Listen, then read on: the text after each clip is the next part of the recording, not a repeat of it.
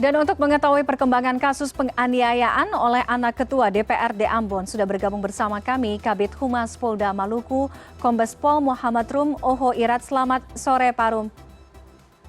Selamat sore, Mbak. Terima kasih sudah bergabung dengan kami.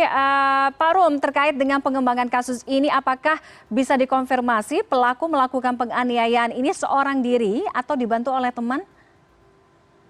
Jadi dari hasil pemeriksaan saksi di tempat kejadian perkara diketahui bahwa pelaku melakukan penganiayaan ini seorang diri ya. Jadi tidak ada orang lain selain pelaku sendiri.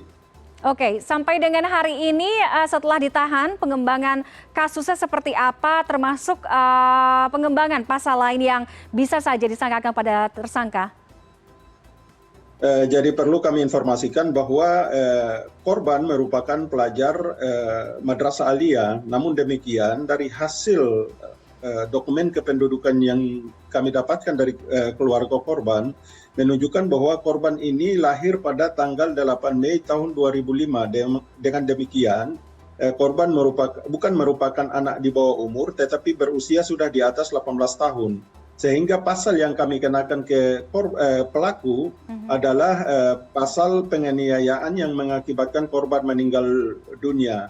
Dan sebagaimana kita ngikutin perkembangan pemberitaan bahwa banyak sekali yang mempertanyakan kenapa polisi tidak menggunakan pasal Undang-Undang Perlindungan Anak. Memang kami tidak bisa menggunakan itu karena usia yang bersangkutan sudah di atas 18 tahun. Kemudian yang berikut, perkembangan yang dapat kami sampaikan bahwa sampai dengan saat ini, saksi yang telah diperiksa sudah 6 orang. Selain daripada keterangan tersangka, dan juga hasil daripada otopsi sudah kami dapatkan. Di mana antara keterangan saksi, tersangka, dan hasil otopsi itu menunjukkan satu keterkaitan.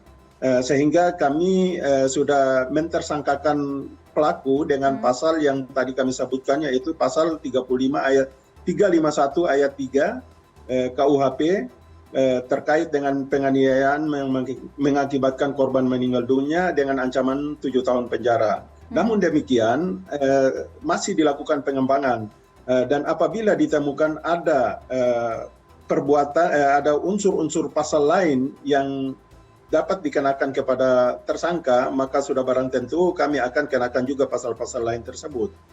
Kemudian perlu kami informasikan bahwa sejak kasus ini muncul, Bapak Kapolda sudah memerintahkan Dirreskrim Polda Maluku bersama timnya untuk melakukan pendampingan kepada Polres Kepulauan Ambon agar kasus ini sesegera mungkin dapat diselesaikan dan dituntaskan dan dibawa ke pengadilan untuk pelaku mempertanggungjawabkan perbuatannya sesuai dengan ketentuan hukum yang berlaku. Demikian, Mbak. Oke, baik. Pak Rum, kita konfirmasi kembali apa yang terjadi pada malam itu, dugaan penganiayaan, mengapa pelaku melakukan penganiayaan dengan dugaan sampai dengan beberapa kali, bagaimana hubungan pelaku, apakah memang ada keterkaitan dengan korban dan lain sebagainya terkait dengan kronologi?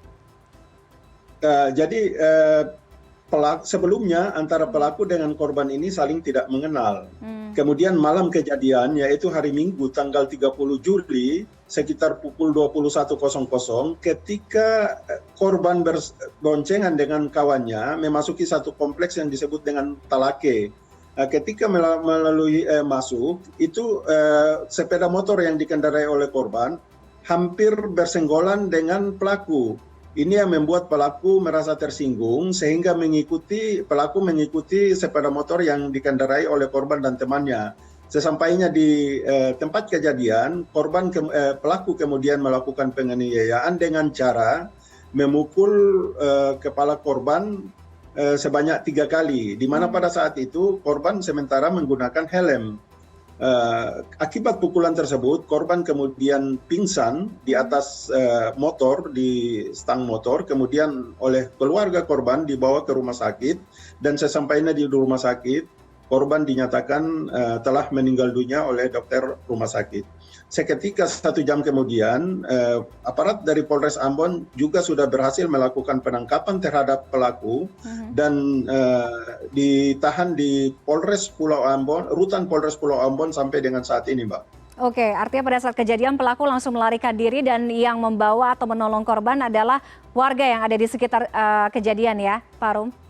Benar, keluarga korban yang membawa korban ke rumah sakit. Oke, Demikian. baik. Pak Rum, sekali lagi yang juga banyak dipertanyakan adalah bagaimana komitmen dari petugas kepolisian yang bisa menjamin pengusutan kasus ini secara transparan dan tidak tebang pilih tanpa intervensi dari ayah pelaku yang juga merupakan ketua DPRD.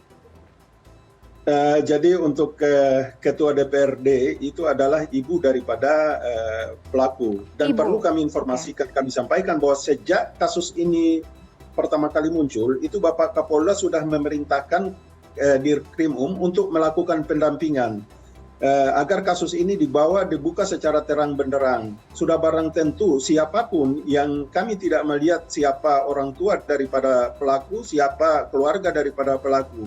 Tapi pada prinsipnya siapapun yang berbuat salah itu akan dibawa ke pengadilan untuk mempertanggungjawabkan perbuatannya di pengadilan, dan itu sudah komitmen kami atas perintah dari Bapak Kapolda. Demikian. Baik, terima kasih Kabid Humas Polda Maluku, Kombes Pol Muhammad Rum Ohoirat sudah bergabung dengan CNN Indonesia Connected pada sore hari ini. Selamat sore Pak Rum, selamat bertugas kembali. Selamat sore, Assalamualaikum warahmatullahi wabarakatuh.